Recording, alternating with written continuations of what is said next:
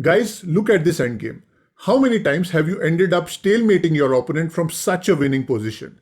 You definitely don't want a draw, you want to win this, right? Well, in this video, I'm going to share with you a simple step-by-step strategy to easily win such a queen endgame. Let's get straight into it.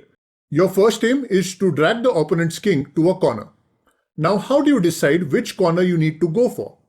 To keep it simple, I would advise you to go for a corner where your king does not interfere, which means a corner which is far away from your king. For example, in this game, don't go for this corner since your king is close to it. You can go for any other corner you like. In this game, let's drag this black king to this corner. Once you have decided on the corner, the next step is to get your queen to a square that is a knight's jump away from the opponent's king. Let's do that. Since we are targeting to get the king to this corner, we will aim to get our queen on this side and then push him in this direction. So let me go here first.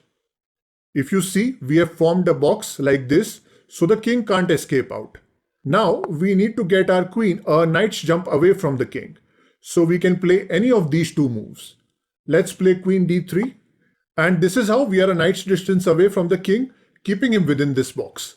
The next step is quite simple. You need to just copy whatever move black plays from here. If he moves up, we also move up. If he goes down, we go down. If he moves diagonally, we do the same. It's quite straightforward. We just keep following him, maintaining a knight's distance. You need to keep doing this until he touches the corner. If you notice, the box keeps getting smaller and smaller with every move, and black is left with very little options. Ultimately, you will reach this position when the king touches the corner. That's where you need to stop. Don't follow him now, otherwise it will be a stalemate like this. Ultimately, we will keep these two squares for the black king to move and bring our own king into the game. The important thing is that you need to keep your king outside this box. Just don't get him inside this, otherwise it could be a problem. The best square to get your king would generally be the one diagonally opposite to the corner square. This is how it looks for each of these four corners. So let's get him there. Black will keep moving back and forth since he has no other squares to go. Finally, our king is there, and now you deliver the final blow with your queen by moving it to this square, which is one square diagonal from the corner, and it's a checkmate. This is where your queen will be for each of these four corners. This is the most basic example of the helper checkmate, where the king defends the queen and helps her out to deliver this checkmate.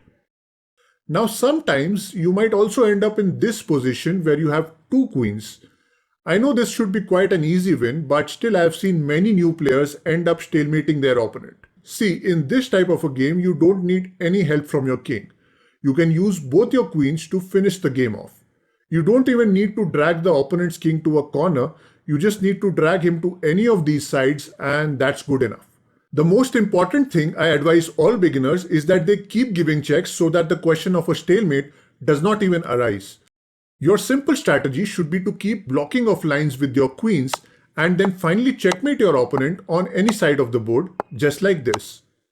You can go this side as well, and ultimately, after a series of checks like this, you can simply checkmate your opponent.